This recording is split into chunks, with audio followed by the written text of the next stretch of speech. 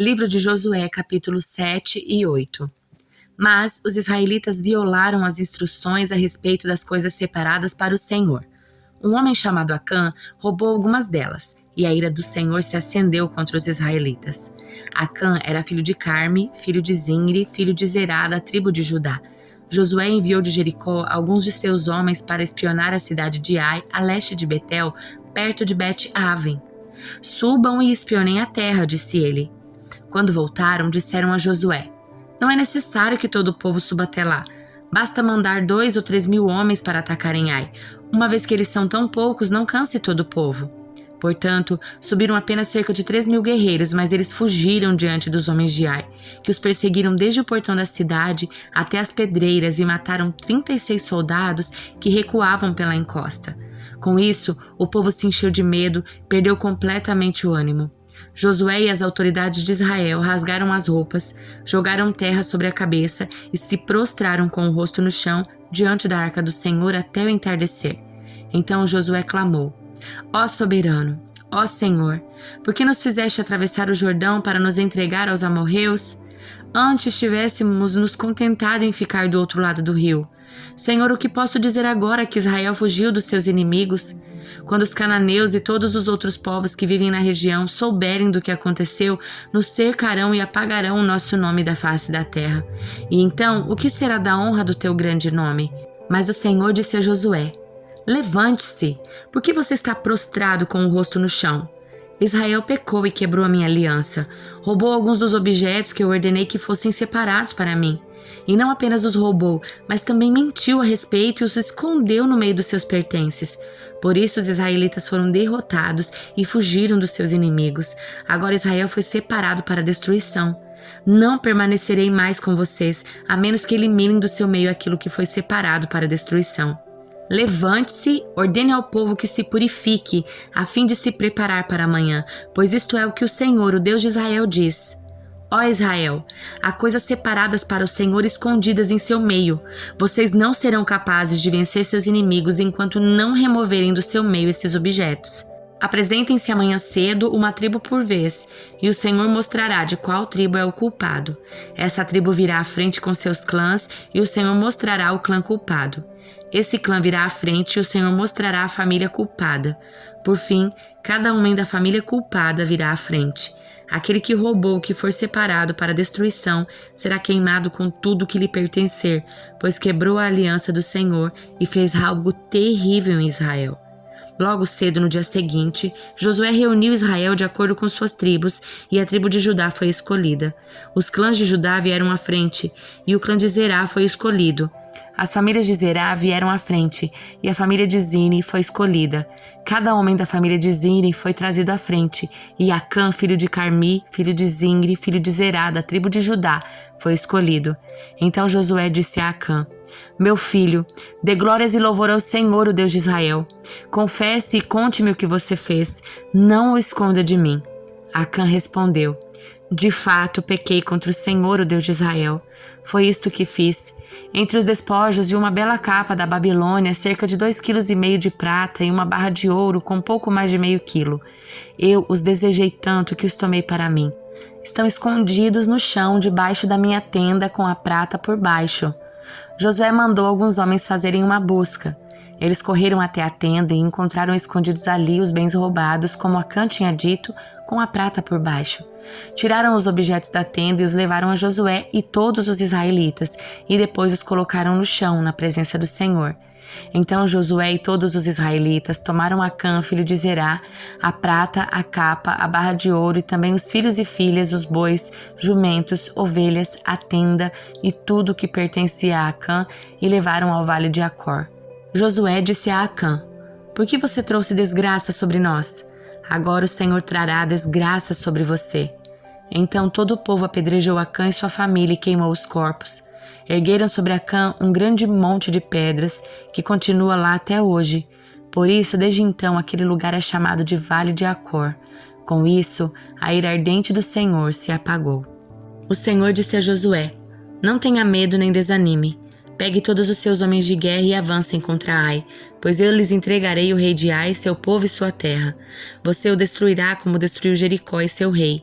Dessa vez, porém, poderão ficar com os despojos e os animais. Preparem uma emboscada atrás da cidade.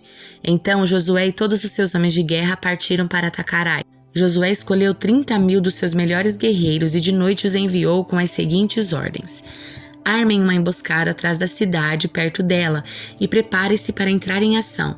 Quando nosso exército principal atacar, os homens de Ai sairão para a luta, como fizeram antes, e nós fugiremos deles. Eles nos perseguirão até que os tenhamos atraído para longe da cidade, pois dirão: os israelitas estão fugindo de nós como fizeram antes.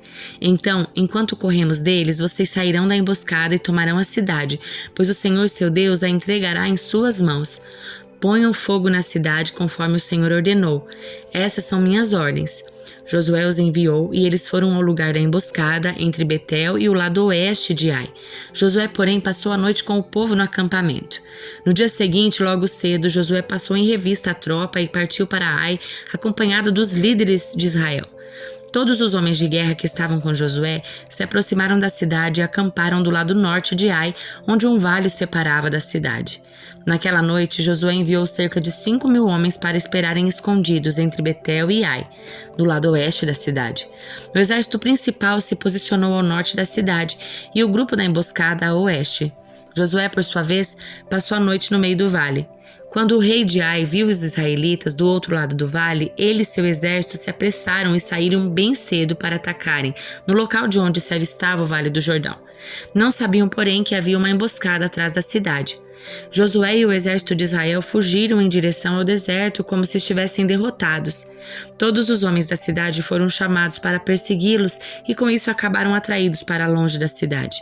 Não restou um só homem em Ai e em Betel que não perseguisse Israel, e as cidades ficaram totalmente desprotegidas.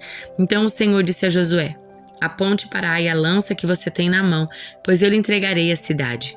Josué fez conforme ordenado, e assim que deu esse sinal, todos os homens da emboscada saíram correndo de sua posição, invadiram a cidade e em pouco tempo. Eles a capturaram e a incendiaram. Quando os homens de Ai olharam para trás, a fumaça da cidade subia ao céu e eles não tinham para onde ir, pois os israelitas que fugiam em direção ao deserto se voltaram contra seus perseguidores. Ao perceberem que a emboscada havia sido bem sucedida e a fumaça subia da cidade, Josué e todo o seu exército deram meia volta e atacaram os homens de Ai. Enquanto isso, os israelitas que estavam dentro da cidade saíram e atacaram o inimigo pela retaguarda. Os homens de Ai ficaram presos no meio com os guerreiros israelitas de ambos os lados. Israel os atacou, e nenhum deles sobreviveu nem escapou. Somente o rei de Ai foi capturado e levado vivo a Josué. Quando o exército israelita terminou de perseguir e matar todos os homens de Ai nos campos abertos, voltou e acabou com quem tinha ficado dentro da cidade. Toda a população de Ai, no total de 12.000 homens e mulheres, foi exterminada naquele dia, pois Josué manteve sua lança estendida até que todos os moradores de Ai tivessem sido completamente destruídos.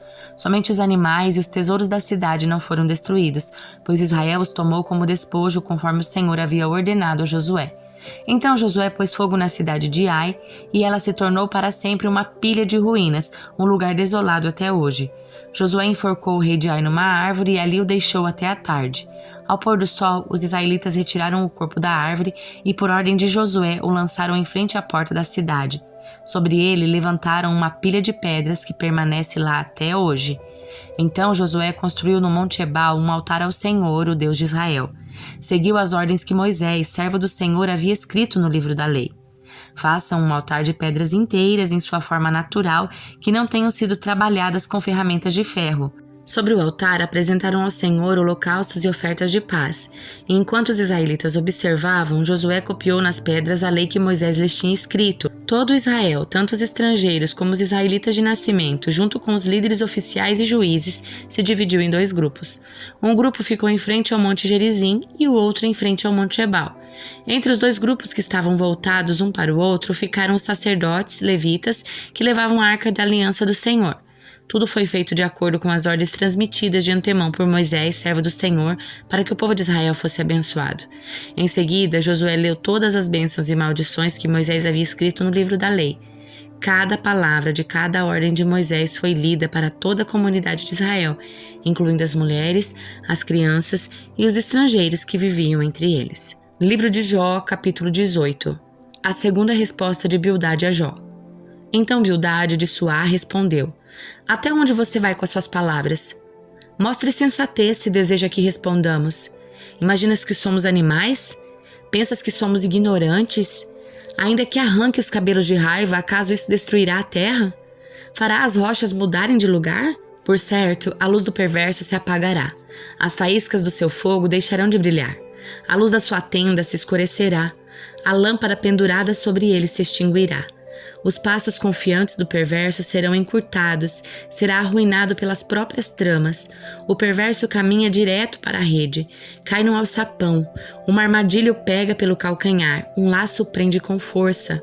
Há uma cilada escondida na terra, uma corda estendida em seu caminho. Terrores cercam o perverso e o perseguem a cada passo.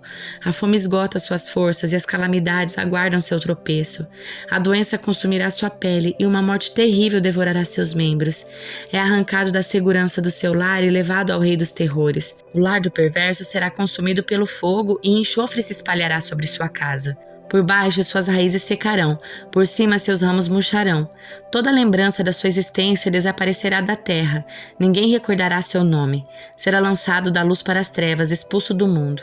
Não terá filhos nem netos, nem haverá sobreviventes no lugar onde morava. No oeste ficarão espantados com o seu destino. No leste serão tomados de horror. Dirão: esta era a habitação do perverso, o lugar de alguém que não conheceu a Deus. Livro de Atos, capítulo 9. Enquanto isso, Saulo, motivado pela ânsia de matar os discípulos do Senhor, procurou o sumo sacerdote. Pediu cartas para as sinagogas em Damasco, solicitando que cooperassem com a prisão de todos os seguidores do caminho, homens e mulheres que ali encontrasse, para levá-los como prisioneiros a Jerusalém. Quando se aproximava de Damasco, de repente uma luz do céu brilhou ao seu redor. Ele caiu no chão e ouviu uma voz lhe dizer: Saulo, Saulo, por que você me persegue? Quem és tu, Senhor? Perguntou Saulo, e a voz respondeu: Sou Jesus a quem você persegue. Agora levante-se e entre na cidade, onde lhe dirão o que fazer. Os homens que estavam com Saulo ficaram calados de espanto, pois ouviram uma voz, mas não viam ninguém. Saulo levantou-se do chão, mas ao abrir os olhos estava cego. Então o conduziram pela mão até Damasco. Lá ele permaneceu cego por 3 dias e não comeu nem bebeu coisa alguma. Havia em Damasco um discípulo chamado Ananias. O Senhor o chamou numa visão. Ananias, sim, Senhor, respondeu ele. O Senhor disse: Vá à rua direita, à casa de Judas. Ao chegar, pergunte por um homem de Tarso chamado Saulo. Ele está orando nesse momento. Mostrei-lhe numa visão um homem chamado Ananias chegando e impondo as mãos sobre ele para que voltasse a enxergar. Ananias, porém, respondeu: Senhor, ouvi muita gente falar das coisas horríveis que esse homem vem fazendo ao teu povo santo em Jerusalém. E ele tem autorização dos principais sacerdotes para prender todos os que invocam o teu nome. O Senhor, no entanto, disse: Vá, pois Saulo é instrumento que escolhi para levar a minha mensagem aos gentios e aos reis, bem como ao povo de Israel. E eu mostrarei a ele quanto deve sofrer por meu nome. Ananias foi e encontrou Saulo. Ao impor as mãos sobre ele, disse: Irmão Saulo, o Senhor Jesus, que lhe apareceu no caminho para cá, me enviou para que você volte a enxergar e fique cheio do Espírito Santo. No mesmo instante, algo semelhante a escamas caiu dos olhos de Saulo. Sua visão foi restaurada. Então ele se levantou, foi batizado e, depois de comer, recuperou as forças. Saulo permaneceu alguns dias em Damasco com os discípulos. Logo começou a falar de Jesus na sinagoga, dizendo: Ele é o Filho de Deus. Todos que o ouviam ficavam admirados. Não é esse o homem que causou tanta destruição entre os que invocavam o nome de Jesus em Jerusalém? Perguntavam. E não veio aqui para levá-los como prisioneiros aos principais sacerdotes? A pregação de Saulo tornou-se cada vez mais poderosa, pois ele deixava os judeus de Damasco perplexos, provando que Jesus é o Cristo. Depois de certo tempo, alguns judeus conspiraram para matá-lo. Dia e noite vigiavam a porta da cidade com a intenção de assassiná-lo, mas ele foi informado desse plano. Então, durante a noite, alguns dos seus discípulos o baixaram pela muralha da cidade num grande cesto. Quando Saulo chegou a Jerusalém, tentou se encontrar com os discípulos, mas todos estavam com medo dele, pois não acreditavam que ele tivesse de fato se tornado discípulo discípulo. Então Barnabé o levou aos apóstolos e lhes contou como Saulo tinha visto o Senhor no caminho para Damasco e como ele havia lhe falado. Contou também que em Damasco Saulo havia pregado corajosamente em nome de Jesus. Saulo permaneceu com os apóstolos e andava com eles por Jerusalém, pregando corajosamente em nome do Senhor. Também conversava e discutia com alguns judeus de fala grega, mas estes procuravam matá-lo. Quando os irmãos souberam disso, levaram Saulo a Cesareia e lá o enviaram a Tarso. A igreja tinha paz em toda a Judeia, Galileia e Samaria, e ia se fortalecendo à medida que andava no temor do Senhor, e encorajada pelo Espírito Santo, crescia em número. Pedro viajava por toda parte e foi visitar o povo santo que vivia na cidade de Lida. Ali encontrou um paralítico chamado Enéas, que permanecia de cama havia 8 anos. Pedro lhe disse: Enéas, Jesus Cristo cura você. Levante-se e arrume sua maca. No mesmo instante ele se levantou. Todos os moradores de Lida e de Sarona viram Enéas e se converteram ao Senhor. Havia em Jope uma discípula chamada Tábita, que em grego é Dorcas. Sempre fazia o bem às pessoas e ajudava os pobres. Por esse tempo ficou doente e morreu. Seu corpo foi lavado para o sepultamento e colocado numa sala no andar superior. Quando os discípulos souberam que Pedro estava perto de Lida, enviaram 2 homens para lhe suplicar: por favor, venha o mais rápido possível. Então Pedro voltou com eles e assim que chegou foi levado para a sala do andar superior. O cômodo estava cheio de viúvas que choravam e lhe mostravam os vestidos e outras roupas que Dorcas havia feito para elas. Pedro pediu que todos saíssem do quarto. Então ajoelhou-se e orou. Voltando-se para o corpo da mulher, disse: Tábita, levante-se, e ela abriu os olhos. Quando ela viu Pedro, sentou-se. Ele lhe deu a mão e a ajudou a levantar-se. Em seguida, chamou os discípulos e as viúvas e a apresentou viva. A notícia se espalhou por toda a cidade e muitos creram no Senhor. Pedro ficou em Jope algum tempo, hospedado na casa de Simão, um homem que trabalhava com couro.